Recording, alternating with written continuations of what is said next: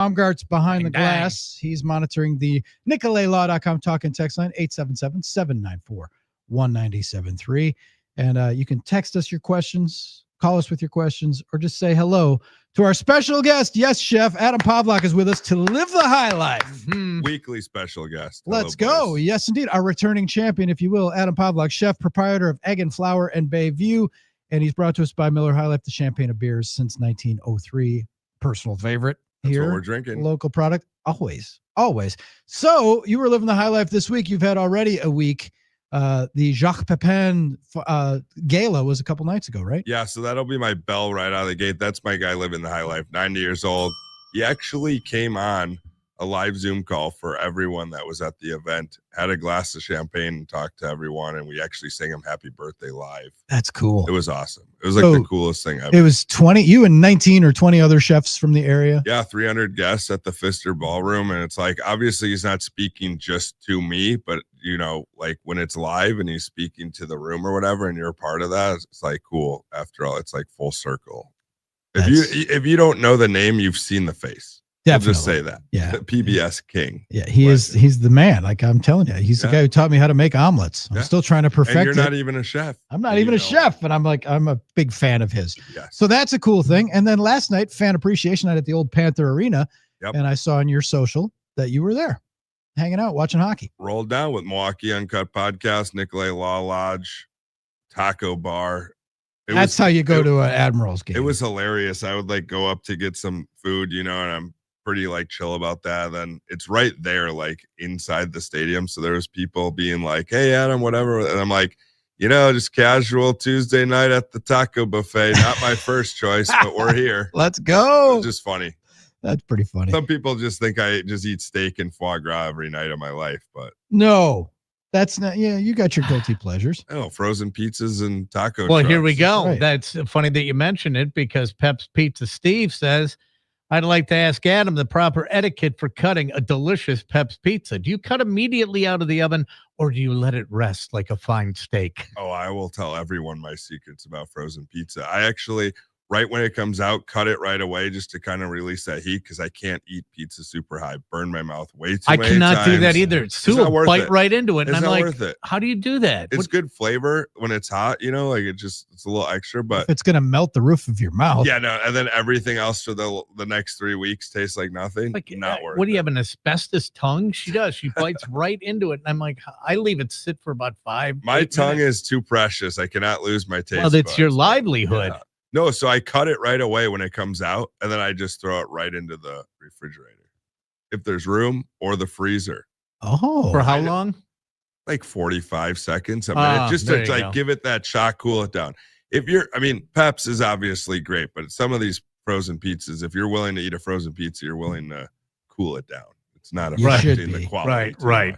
All right. What have you burned your mouth on more in your life? A frozen pizza or pizza rolls? Because those things explode, and those are the lava grenades. Yeah, that is very true. But I always have 100-pack of pizza rolls in my freezer. That's funny you brought that up. And I actually put them in the oven when they come out. I have one of those Parmesan shakers or grated on there, and just cover the sheet tray in them. And then I let those sit too. But it's gonna be frozen pizza. Move. All right. It's frozen pizza because you always have the pepperoni that kind of slides and it brings the cheese in. Yes. As soon as you don't have pepperoni and cheese, that's like the great wall right there. Once you hit that tomato sauce, it's over. That's what's burning your mouth. Well, okay. I got a question for you though.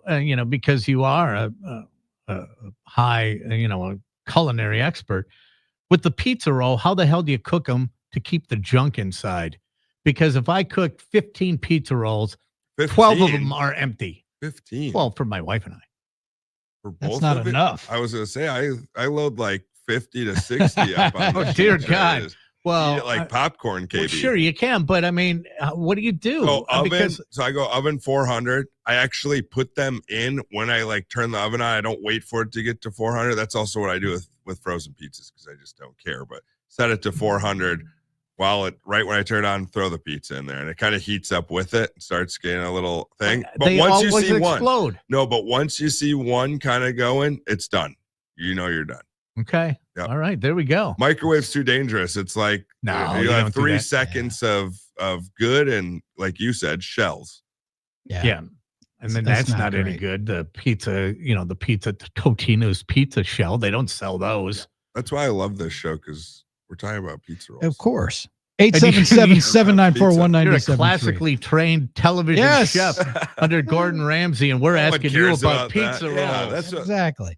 Well, you just had this big thing with the top chefs around, and Jacques Pepin. You all honored your idol, which is very cool. Yep. All went to the Jacques Pepin Foundation. And then coming up down the road, like I believe 3 weeks from tomorrow.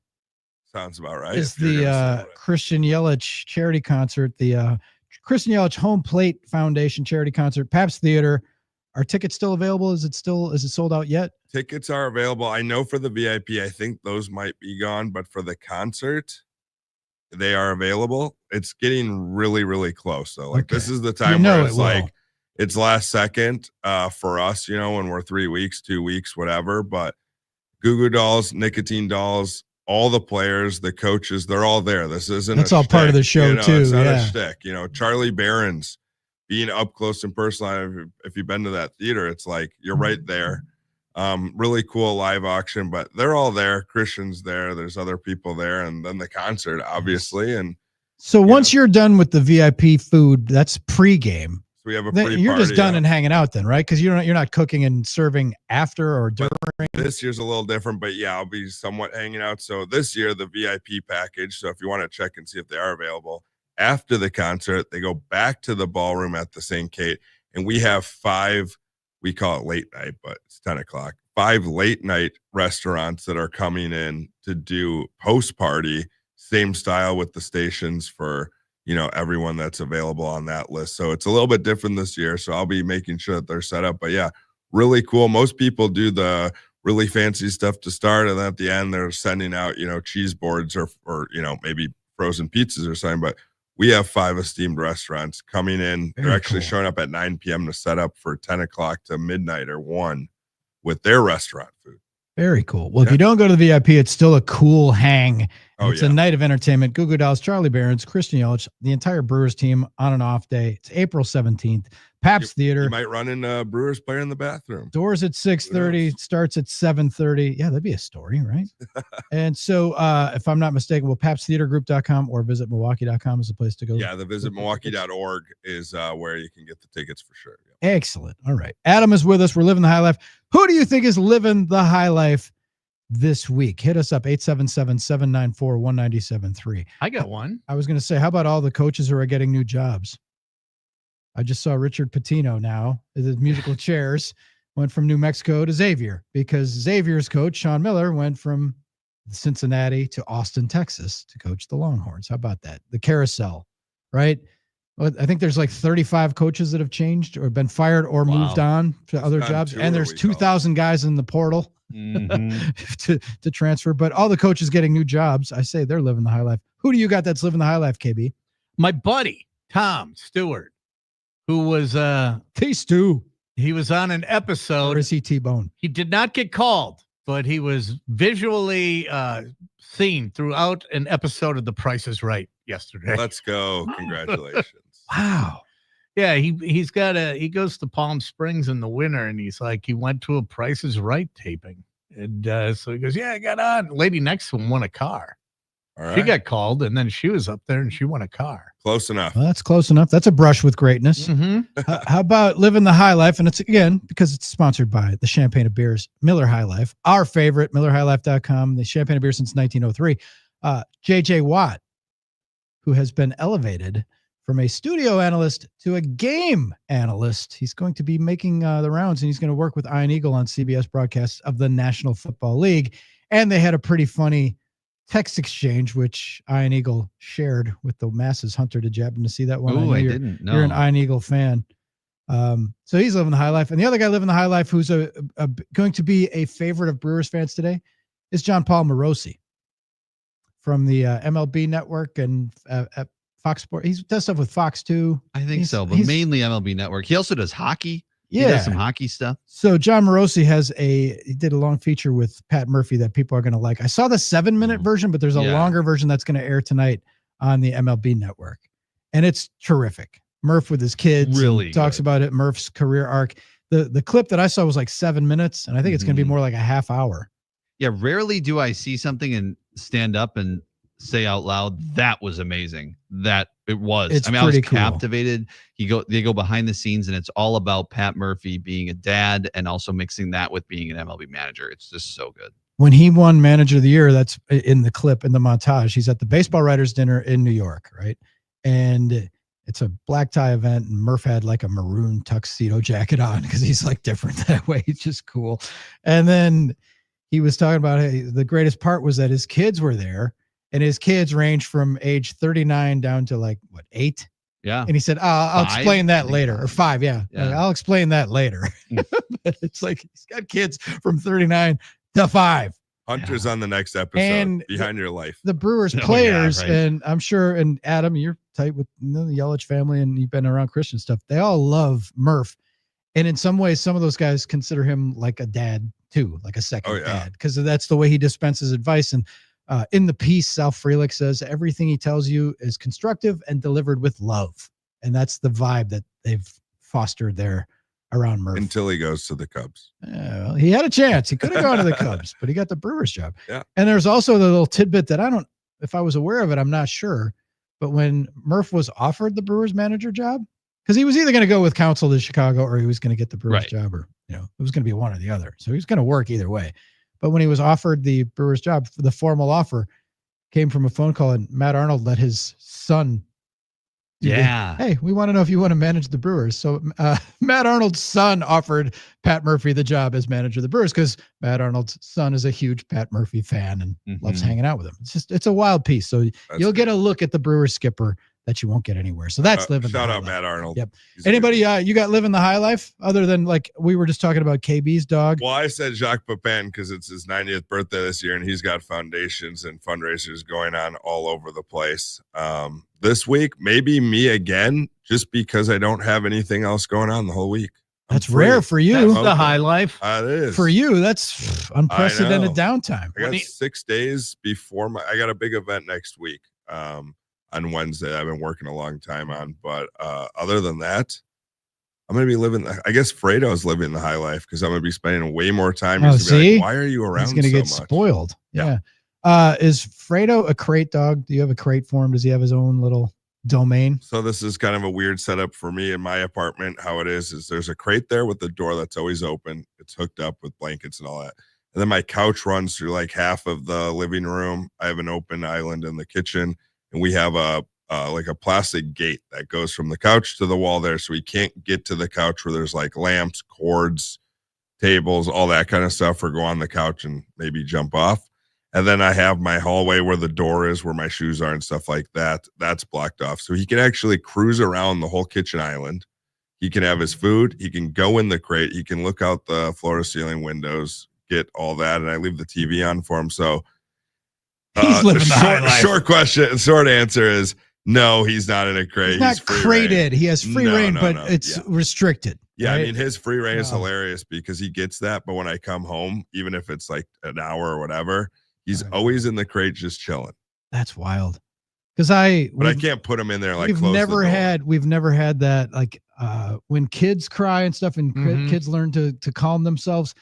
That to me is easier than having a pet cry in a crate, because we just like our dogs have never dogs should be crated. I did the first 3 nights, and one out of the 3 were good, like okay, and then I think one night he like felt sick, or something. There you go, KB. Yeah, that's what it sounded like. He like got sick or he like did a little puke up or something. I was like, oh, that sucks. Like, I'm not gonna make you sit in your crate. Like, come sleep in the bed. And night 4 ruined it. Our first dog was crated during the day for 2 or 3 days, but had figured out how to get out of the crate. Mine did as well. Yeah, figured out how to get out of the crate. Was crated at night for 3 hours before my wife got her out of the crate and put her in bed. Yeah. Okay, but that dog was only 18. Our second dog was not allowed in the bed at all until there was a storm and I wasn't home. Boom, dog is in the bed. Then it's over. That dog was 35 pounds. Kenneth is 75. Yeah, I was just gonna say he is not getting anywhere near that bed. My dog is 12 pounds And, that's the only reason. If I had a bigger dog, I'd be like, I don't know about this. This is a little, even though I say that, and Fredo's 12 pounds and he sleeps, believe it or not, in all the places that ruin my sleep. Absolutely, I woke they up do. with horrible back, neck, whatever, because he's literally in the middle, or he's on my side, or he's sprawled out. Like, I'm like, dude, you're folding around him. Yeah, I mean, he could be sitting on a pillow, and that's it, and that's all the space he needs. But he decides to just right next out. to you. Always. And Sue would sit there when we have the dogs in the bed. She would be hanging with one leg off the side of the bed and everything like that because Just the dog is. Yeah. And I'm like, kick the dog over. Well, I can't do that. Yeah, you can. It's a dog. It's not a member of our species. Yeah, you can move the dog. They'll get over it. We need some food questions. From yes, we need some food questions because, there is dogs are good too. There is a tie here and there is a segue because there's a story that just is breaking that if anybody remembers, former Packers running back LaShawn Johnson. Remember LaShawn Johnson? I don't know Back if in I the day. do. It's before your time, probably. I think I heard this before I came here. But LaShawn Johnson has been arrested and is accused of running a massive dogfighting and trafficking business. Done. Yep. It's over. The Justice Department is calling it the largest federal dogfighting bust in history. They found 200 pit bulls in his custody in Broken Arrow, Oklahoma. Been charged with multiple violations related to the Federal Animal Welfare Act, according to the unsealed grand jury indictment by a U.S. District Court in Oklahoma. The dogs were all seized in October of last year, according to a press release. That's not looking good. No. What a heinous thing. We thought Michael Vick, that people had learned their lesson, but former Packers running back LaShawn Johnson charged. That is just disgusting. Wasn't he the guy? Did he have the tiger with Travis Jervey? I was wondering about. I think was that him? I think that might have been those dudes. I think he might have been that roommate of. I mean, that's got to be a Jervey's. Gateway animal. Might Having a pet lion or whatever tiger. The text line will fighting. The text line will hit us up on that 877-794-1973. Food questions for Adam. We were just talking about the best ways frozen pizza, your Pep's Pizza, your pizza rolls, secrets. We'll take the food questions for Adam as well on the talking text line. Don't hesitate. Hit us up. And in the meantime, Adam, tell them what your socials are again, because we got to tell people how to follow you on Instagram. Yeah, so you guys always do good. We're going to announce it. Adam_PAWLAK 23. Pull out your phones. Get me on Instagram. Always, you guys just crush it. I always have new followers. Then 97.3 The Game Instagram. Yep. Drew Olson, you have an Instagram. Drew Olson, MKE. On Air with KB. On Air KB. Or On Air KB. Yeah, and Hunter B on Air. Yep. You got them all. Man, you're a pro at this. This is amazing. Fantastic. We want to see the followers come in. 420. Oh, yeah. 420. All right. On that note, we will back burner the food questions for just a moment while we take our daily detour at 420. Yeah, our daily dose. And that's a dose. All right. We ask people at 420 the appropriate questions. 420, what are you, high? Are you high? You're huffing grass? Why, yes. This is brought to us by our friends at happyplacehemp.com. We have... We've been telling people about the great products that Rob and Chris make locally. Best CBD products you'll find anywhere. Personal favorite is the Drift Seltzer, now available at Albrecht Century in Delafield. Chase it with a high life. Absolutely. Muskego Beer, Wine, and Liquor, Ray's Wine, and then Discount Liquor, as well as other retail locations. They're adding them all the time because it's fantastic. You can also order it online, get it in the store at Muskego. Whatever you buy from happyplacehemp.com comes with a 25% Drew and KB discount. Ask for it in person or enter the code Drew and KB, 25% off every time. KB, what are you high story? Okay, this is, I don't care. I always say, man, you do you, right? I don't care what you do. My motto is I wish people cared as little about me as I do about them, right? I don't interject myself into anyone's identification, but whatever. I'm going to this one and I'm going, no, this has got to stop. We're going to Australia for this, where parents are flipped out at a Queensland high school for a teacher who is identifying, right, as something other than what she is. Marsden State High School, which is in Logan City, which is just south of Brisbane, has asked students, and there's photos here, has asked students to call her Miss Purr. Photos and videos show her in front of the class, teaching the class, wearing a cat headband a lanyard with the word "purr" on it while in front of a classroom. She tells, and this is not just a one-off. This is daily. She forces the children to call her Miss Purr. Cat screeches and growls when they don't listen. And then sits in class and licks her hands. Like a cat does, you know, where you kind of roll them around and lick them. Mhm. And there's video of her doing that too. And, you know, the school's been inundated with complaints. And, you know, of course, she's putting up a stink. And one mother alleges that the teacher made her daughter purr back in order to get a lollipop. Jesus. But you know what? You do you, but What is going on? and I don't care where you do you, but I'm going to draw the line at being a different animal that's not even your own species and teaching children. I'm sorry. I got to draw the line there. And all I can say is, Miss Purr, what are you high? Are you high? You're huffing grass. What are you high? Yeah, try the drift seltzer, not the catnip. Just saying. I'm just saying, you know, if you, I don't care what you identify. I That don't is care what you rough. dress like. Do it at But when you- home. Yeah, do it at home. But don't go in front of my kids and start saying I'm a cat. That's Okay? not I'll good. give you the gender thing. It doesn't matter to me. Happyplacehemp.com, code Drew and KB, Hey. 25% off. In your species. From the 608, Adam, we've got a big pheasant hunter here. Okay. And lots of ways to cook pheasant. Wondering Right. if Adam has a favorite way or if you ever cooked pheasant. Yeah, so worked at a few restaurants that we did pheasant. You kind of treat it like duck, but it's even more a little bit more delicate and can go over real quick. Two different ways is like marinated and then just grill it really quickly, like the leg, hind quarter, and the breast. Or what I like to do is I like to braise the pheasant and do braised pheasant pot pie.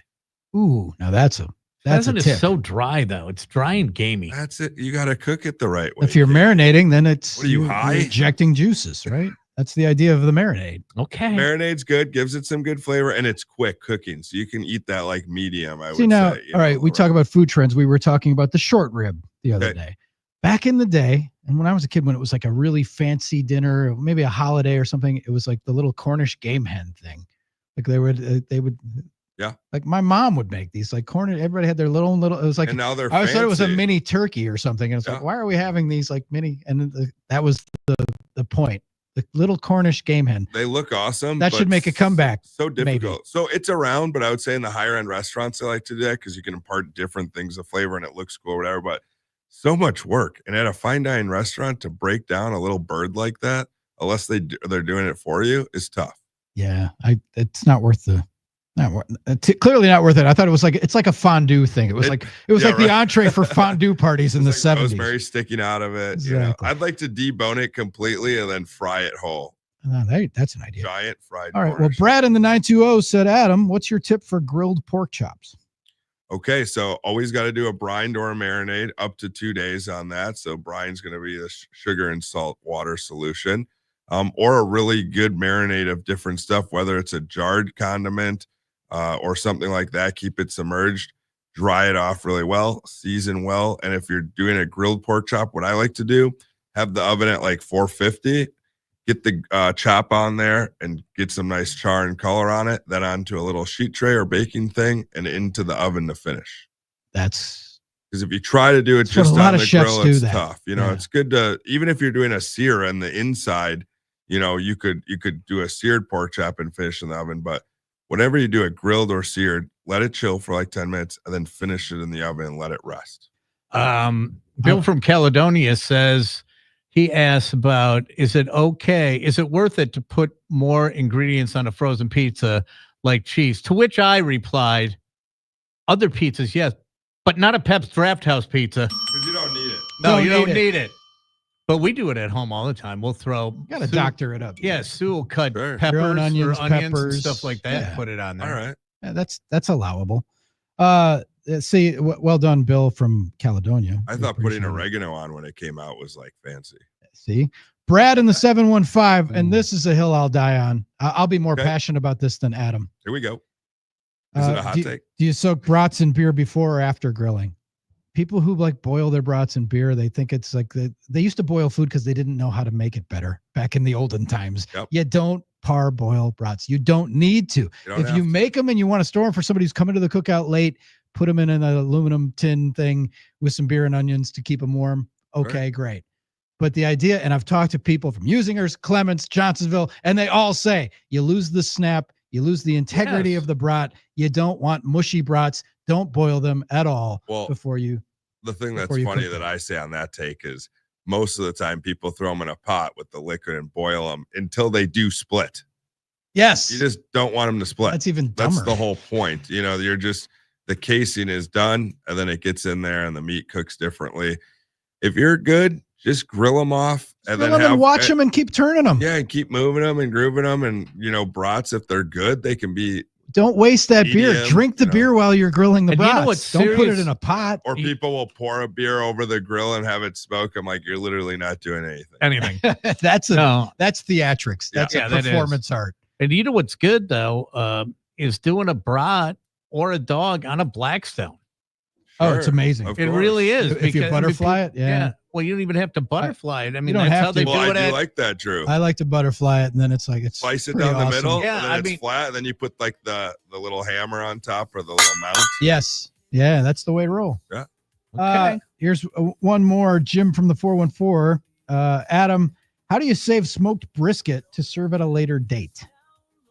For that, I would say you don't, or you use it in another application. So I saw on our live stream, so I was talking about Reuben rolls. So you could do some kind of brisket with caramelized onions and cabbage and stuff, and roll that up into like some sort of spring roll or egg roll wrapper, or reconstitute it for a sandwich, or use it in a chili or a stew. I was going to say, like a chili. If you had to freeze it and then you folded it into some ground beef for burgers or something, or chop it up, put it into a mac and cheese, could be good. Chop it up with a little bit of beef stock, put it on a hard roll, and go at it. But you don't really any of that stuff so delicate. I would even like barbecue restaurants to serve me brisket from the day before.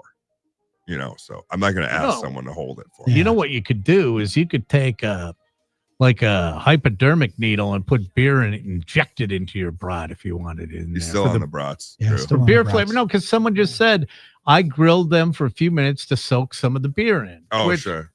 But I'm saying if you want the beer flavor, you could do that. You could have it both ways. Or if you have a really good butcher like Ray's Butcher Shop, this isn't a plug, but kind of is they have beer brats where the beer is actually in the mixture. You don't have to worry because, again, KB, do not split the casing. We had that's guys, the key. The integrity of the casing is key. When we were first on the air, we had these guys that sadly COVID put them out of business. They were real good, but they had I had my own, the Brantwurst.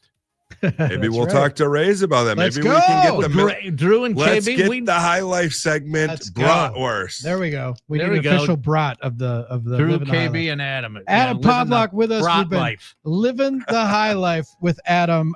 Once again, we'll talk about it more next week because next week we'll be in the teeth of the baseball season. But it'll be closer to the home plate. I'll be at opening day, so if you're going to opening day, look for me. We'll be there. We're going to look for you. I'll be behind home base to the left. Right, we're going to come and haul you up into a suite to meet some people. I'm in. So you're in. When we come back, Hunter's going to throw some hardcore sports at us. There are some headlines going on today, and we will discuss. Thanks, Adam, for dropping by. At 5 o'clock, Vegas Matt is going to join us. Billy Schmidt's scheduled to appear too because he's a big fan of Vegas Matt. We'll talk about that as we move forward. Drew and KB statewide on the game. Adam's cooking up a storm.